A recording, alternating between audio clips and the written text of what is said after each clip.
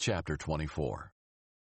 When Saul returned from pursuing the Philistines, he was told, "David is in the wilderness near En-gedi."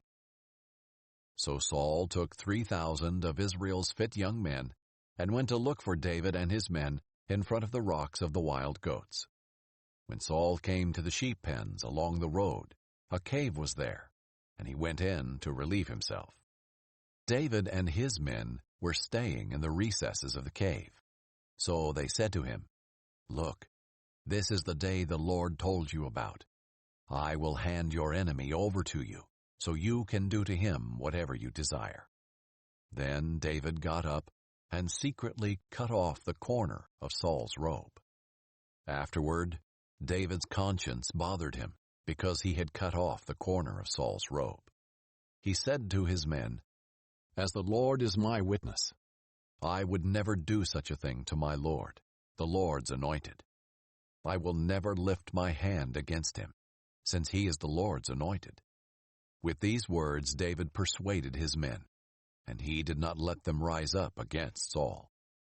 Then Saul left the cave and went on his way. After that, David got up, went out of the cave, and called to Saul, "My lord, the king." When Saul looked behind him, David knelt low with his face to the ground and paid homage. David said to Saul, "Why do you listen to the words of people who say, 'Look, David intends to harm you'? You can see with your own eyes that the Lord handed you over to me today in the cave.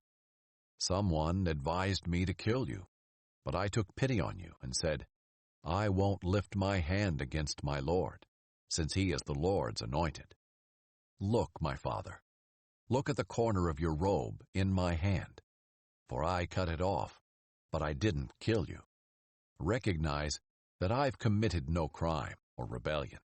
I haven't sinned against you, even though you are hunting me down to take my life.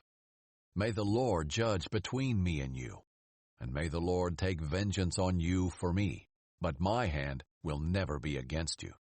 As the old proverb says, wickedness comes from wicked people. My hand will never be against you. Who has the king of Israel come after? What are you chasing after? A dead dog? A single flea?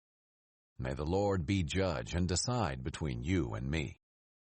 May he take notice and plead my case and deliver me from you." When David finished saying these things to him, Saul replied, "Is that your voice, David, my son?"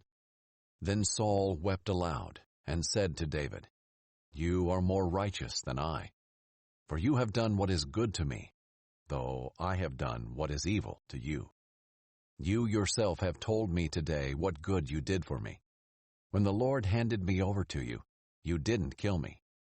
When a man finds his enemy, does he let him go unharmed? May the Lord repay you with good for what you've done for me today. Now I know for certain you will be king, and the kingdom of Israel will be established in your hand.